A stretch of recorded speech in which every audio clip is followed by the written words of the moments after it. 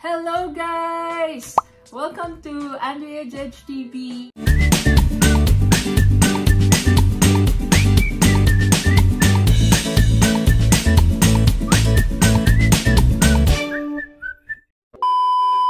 It's me, Andrea, para sa vlog na ito. And ngayong vlog natin, i-discuss natin kung paano makarating dito sa US as a nurse. Hindi ko lahat madidiscuss, pero mainly, ang unang topic natin or gusto kong sabihin na episode. So, itong episode na ito, paano pala mag-start ng process para makapagtrabaho ka dito sa US. So, yung number one na requirement, syempre, para maging nurse ka dito sa US is mapasa mo yung licensure exam dito, which is yung NCLEX. So, NCLEX, yun yung tawag sa exam nila dito ng licensure for registered nurses. So, yun yung pinaka number one na requirement, syempre, para makapag-practice ka dito ng nursing or makapag-work ka as a nurse here. So, ayun guys! Ready na ba kayo? Ayan. So, mag-start na tayo ng discussion natin kung paano mag-start ng application ng license dito sa US. So, yung number one na kailangan nyong gawin is pumili ng state. So, di ba dito, ang United States, merong 50 states. So, yun yung una-una yung gagawin is mamili kayo ng state kung saan nyo gustong mag-practice or mag-work as a nurse. So, kami, ni Judge, pinili namin yung Illinois as a license state namin. So, ayun.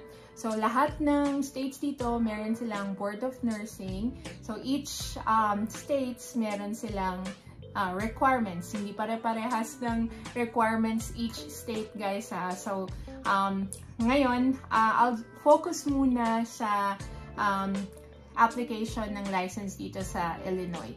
Pwede bang i-DIY ng mga Filipino nurses yung pag-apply ng license dito sa Illinois? Ang answer dyan is yes. Nandito ako para i-discuss yun sa inyo. You can also check yung website ng Illinois Department of Finance and Professional Regulation. Nandun lahat, guys. Pero I want to help you na ma-streamline yung mga process na kailangan nyong gawin. And I will post dito sa vlog na to yung mga links na kailangan nyong i-click or puntahan para makapag-apply ng licensure dito. Ngayon, overview muna tayo, guys, kung ano ba yung paano ba yung process as parang overview. So, for Illinois, meron silang dual process ng application. So, meaning, merong dalawang area kayong a-applyan. So, una is yung Continental, tinatawag nilang CTS, Continental Testing Services.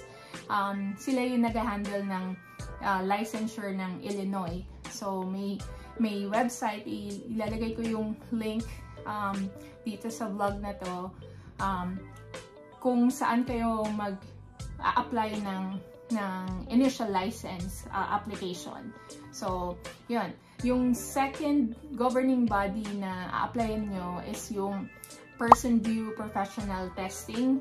Sila naman yung nag-administer ng NCLEX, or sila yung nag-handle ng NCLEX exam sa Illinois. Actually, sa lahat ng state or Board of Nursing sa US, sila yung nag-handle ng NCLEX, yung Person View Testing. So, ayun. So, first, apply ka sa Continental Testing Services. And then, magbabayad ka ng fee nila. So, dun sa online application to, guys. So, pag kinlik nyo yun, may mga instructions doon. I-input niyo lahat ng details niyo, yung information niyo. Clear naman yung mga instructions nila doon kung paano, kung ano yung mga kailangan nila.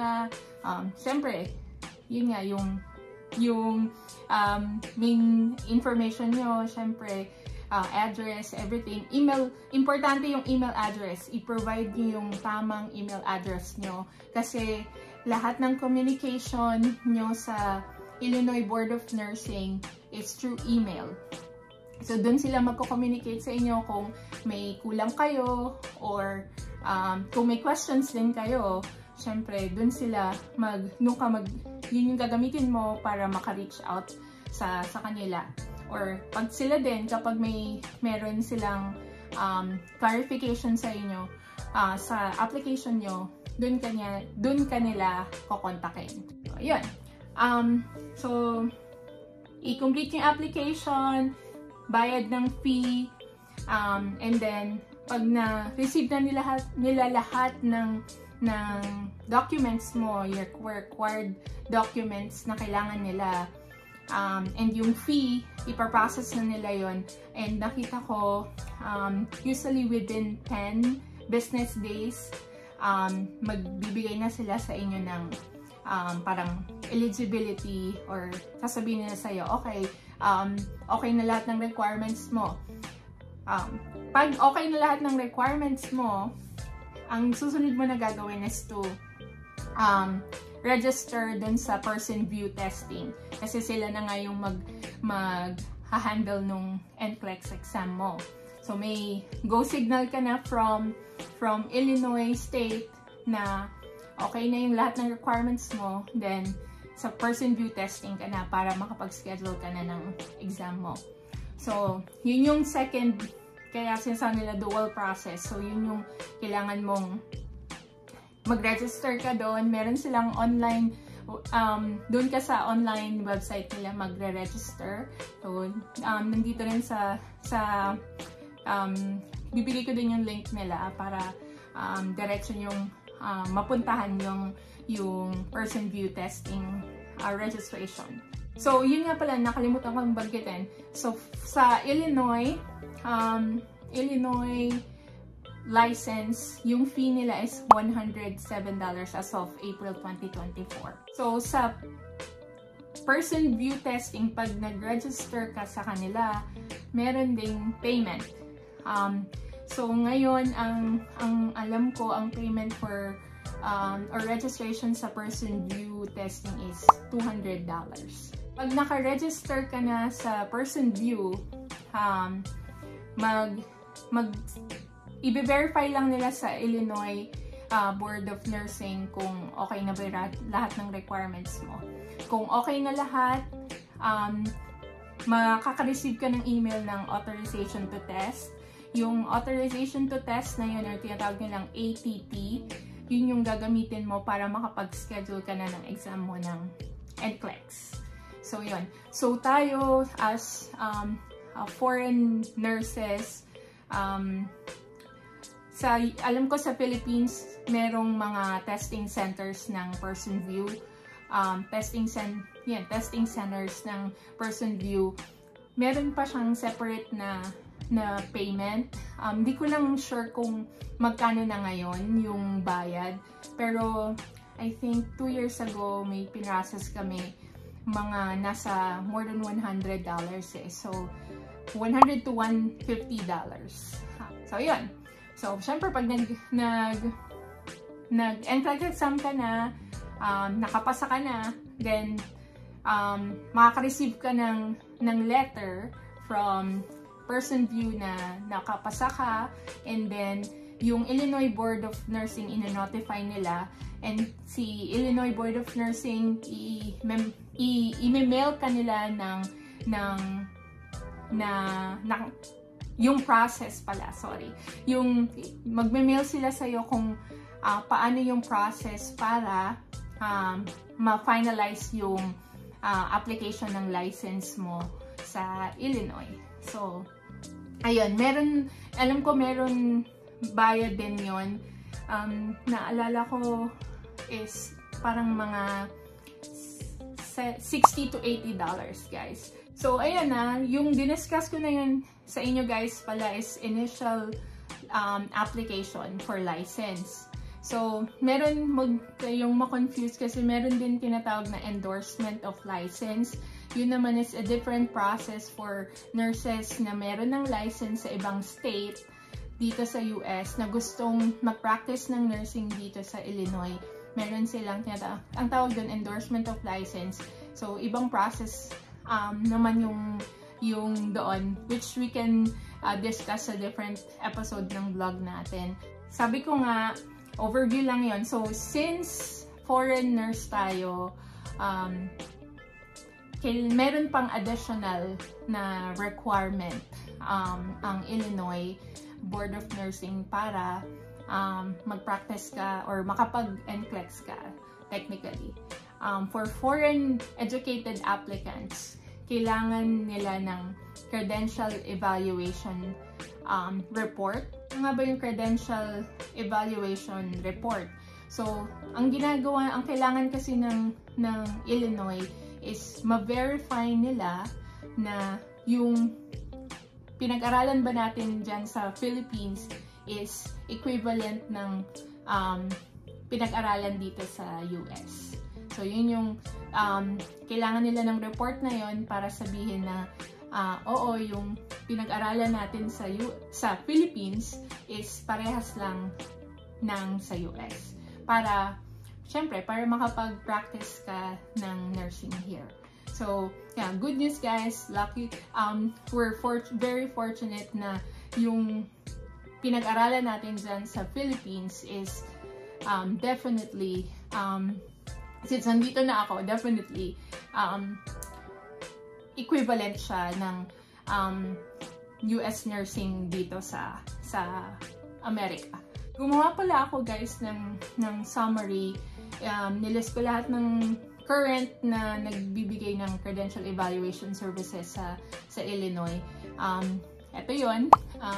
So, makikita nyo dyan, guys, kung ano yung differences ng bawat servicing company, kung magkano, nilist ko na din dyan kung magkano yung bayad sa mga report na required ng Illinois.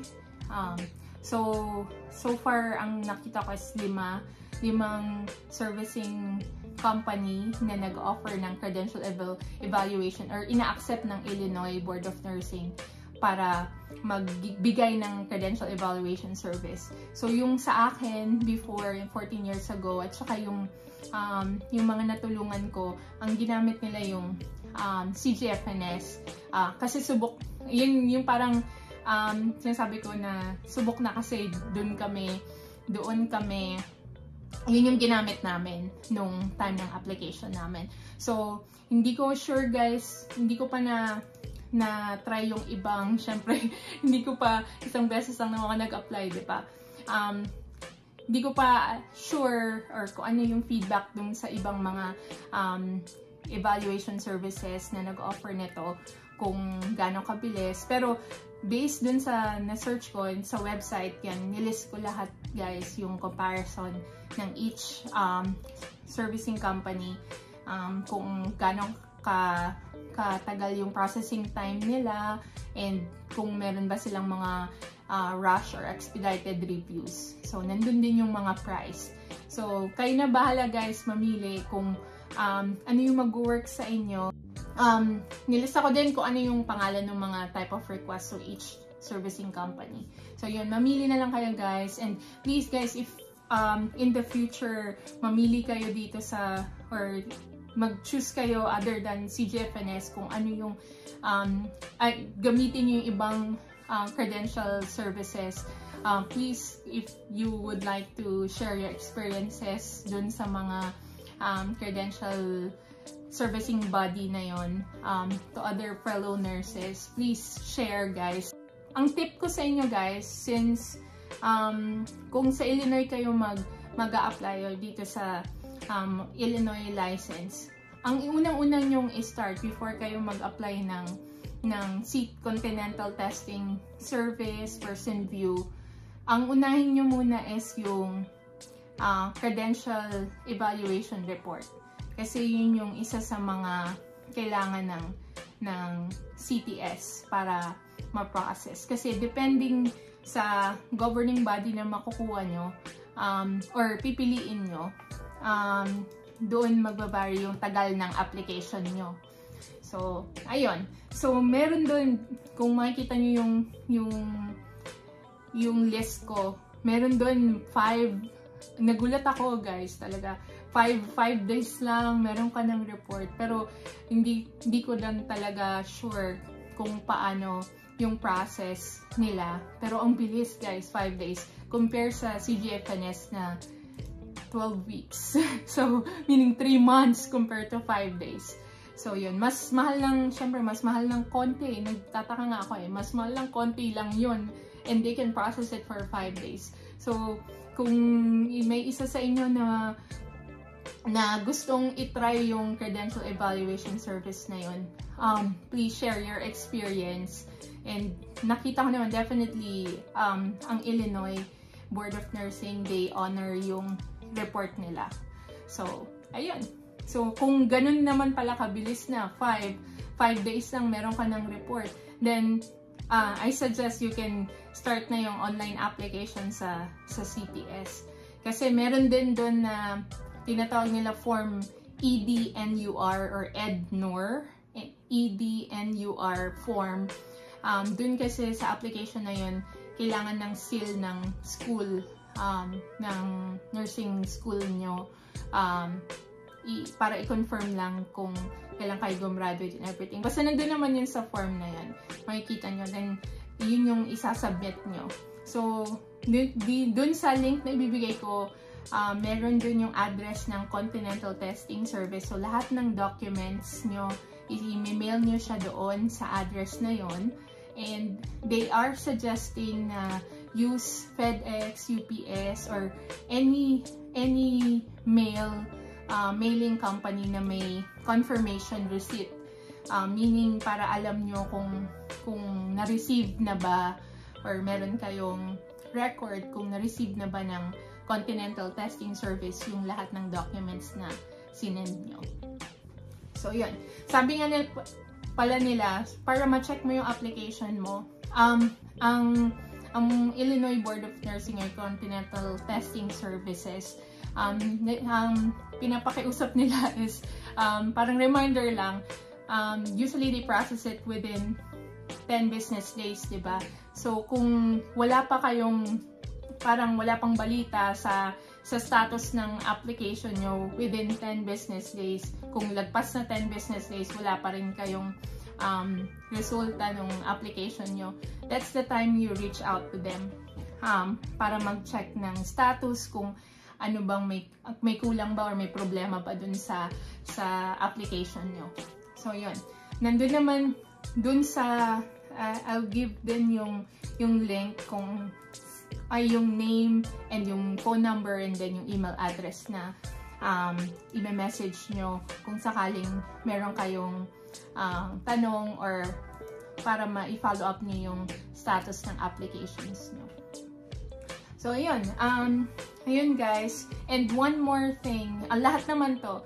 So, nilista ko, di ba sinabi ko na may kailangan, for first time applicants, kailangan ng yung credential evaluation report. And then, meron din silang tinatawag na fingerprinting. So, yung fingerprint, dito kasi sa US, mayroong mga fingerprint vendors. So, dito, yung mga magte-take ng exam, or nag-apply ng licensure exam sa Illinois, pupunta sila sa vendor, fingerprinting vendor, tapos ipaprocess ng fingerprinting vendor yung, syempre, fingerprints mo para makita kung meron ka mga records, ganyan, background and everything. So, sila yung parang NBI sa atin, ganon. Yun yung fingerprinting vendor dito. So, yun yung isa sa mga requirements as well ng Illinois. So, sabi nila, kailangan yung fingerprint mo is 60 days. Valid lang pala yun within 60 days. So, kung isipin nyo, kung isa sa mga CS report, yung CS report mo is ibibigay ng CGFNS, kung 12 weeks yon ang processing nila, huwag ka munang mag-fingerprint. Gets? Di ba? Kasi 60 days lang yung validity nun. Baka kasi nag-apply ka na kumuha ka na agad ng fingerprint mo, wala ka pa nung CS report. So, uulit ka na naman. So, ang last step before last step ng application mo sa CTS is, I suggest, is you process yung fingerprint. Yon. So, pag foreigners, meron mga fingerprinting vendors na nag-offer ng fingerprinting for out-of-state nurses. Meaning yan, kagaya natin mga nasa Philippines or sa ibang bansa. Meron silang, I will post a link, isa sa mga ginamit namin before dun sa friend ko is yung Accurate Biometrics. So, meron silang online process kung paano mag-fingerprint pag nasa ibang bansa ka. Or, yun nga, sa Philippines, or yung friend ko nasa UK yon. So, ganun yung ginawa niya sa Accurate Biometrics ang yung ginamit namin. Basically, yun yun guys, yung process ng pag-apply ng license dito sa Illinois. So, ulitin ko lang, recap. So, dual process, continental testing, tsaka person view. For foreign nurses, kailangan ng CS report. And lahat ng nag-apply ng license, kailangan ng fingerprint. So, yun. So, I suggest, number 1, kasi mostly lahat naman ng Board of Nursing kailangan ng credential evaluation report. So, yun yung una-una nyong i-process, yung credential evaluation report nyo. So, sa Illinois, binigyan ko kayo ng mga list ng pwede mag-process. So, yun. Start nyo yun. And then, apply ng CTS. Pag na-submit nyo na na-complete nyo na lahat ng CTS form, magpe-pay ka ng application fee. Yun nga pala guys, lahat ng payments for Illinois, kailangan nila is galing sa US bank. And kailangan US dollars. Payment should be in US dollars. So, ano nga pala, so yung friend ko sa UK, diba, na banggit ko kanina, so wala siyang account sa US, syempre, nasa UK siya, diba? So, anong ginawa namin nung time na yon? So, nag-message, nag-communicate siya sa Illinois Board of Nursing. Sabi nga sa kanya, hindi pwede nga yung bangko sa UK. So, ang ginawa namin is, I help her na makakuha ng money order. So, pwedeng money order, check, basta US bank para mag-pursue yung application mo. So, yan. Dito, pwede kang kumuha ng money order sa may mga dito, Walmart ko lang kinuha yun sa yung Western, parang nakalimutan ko yung basta sa Walmart siya. So, money order, nagbigay, dun pwede kang magpagawa ng money order with a certain fee, konti lang naman yung bayad doon. Tapos, bibigyan ka nila ng check. Then, yung money order na yun, dun mo ilalagay yung address mo sa Continental Testing Services. And then, sama mo dun sa application mo. Pag na-receive na nila yan lahat sa Continental Testing Service, reviewin nila yun within 10 days. Pag okay na, register sa Person View. Pag naka-register ka na sa Person View and pay yung fee, alam ko din sa Person View, you can pay it through credit card, debit card. So, check din pwede, pero syempre, it's good thing na we can pay it ng credit card. So, pag nakapag-register ka na sa Person View, and then, ko-confirm lang nila sa Continental Testing Service or CTS na okay na lahat ng requirements mo, makaka-receive ka na ng ATT or Authorization to Test, and then you can schedule your exam ng NCLEX. And then yun, take the exam, pass the exam, and then you're gonna receive a letter kung paano ma-finalize yung license mo sa Illinois.